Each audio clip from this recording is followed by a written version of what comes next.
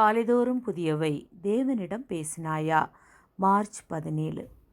நான் என் ஜீவனுள்ள நாளெல்லாம் கர்த்தருடைய ஆலயத்தில் தங்கியிருப்பதையே நாடுவேன். சங்கீதம் 27:4.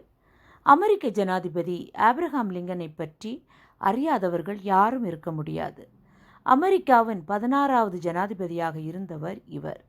அந்நாட்களில் ஒரு நாள் அதிகாலையில் மூத்த அரசு அலுவலர்கள் அவரை பார்த்து ஒரு முக்கியமான காரியத்தில் அவருடைய ஆலோசனையை பெறும்படி சென்றிருந்தார்கள். அவரது அறையின் அருகில் சென்றபோது அவர் யாருடனோ பேசிக்கொண்டிருந்தது போல் பேச்சுக்குரல் கேட்டது. ஆகவே இவரை தொந்தரவு செய்ய மனமில்லாமல் அவர் வரும் வரை பக்கத்து அறையில் காத்திருந்தனர். வெகு நேரம் கழித்து ஆபிரகாம் லிங்கன் வெளியே வந்தார். ஐயா, நாங்கள் 5 மணிக்கே வந்துவிட்டோம்.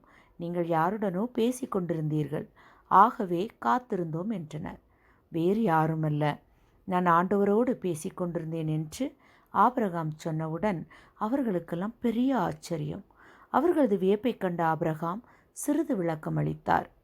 நான் சிறு பையனாக இருக்கும்போது காடுகளில் விறகு வெட்டி ஜீவனம் செய்து வந்தோம். என் பாட்டி தான் என்னை பராமரித்து வந்தார்கள்.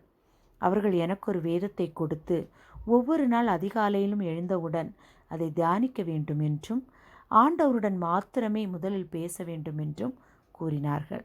அந்த பாடத்தை இன்னும் விட்டுவிடாமல் முதலில் ஆண்டவருடன் நான் பேசுகிறேன் என்றார். நாம் முதலில் யாரோடு பேசுகிறோம்?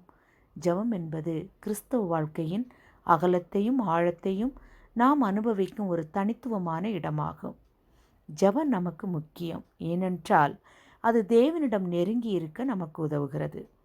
நாம் ஜெபிக்கும்போது நம் இதயங்களை அவருக்கு திறக்கிறோம்.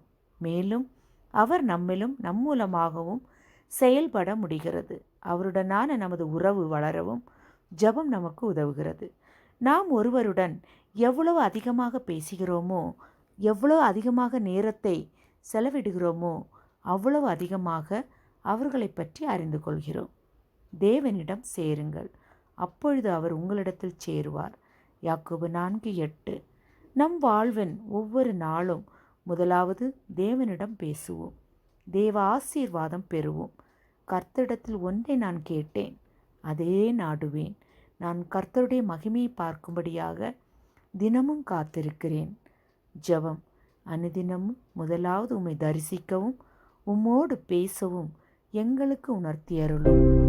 ஆமென்.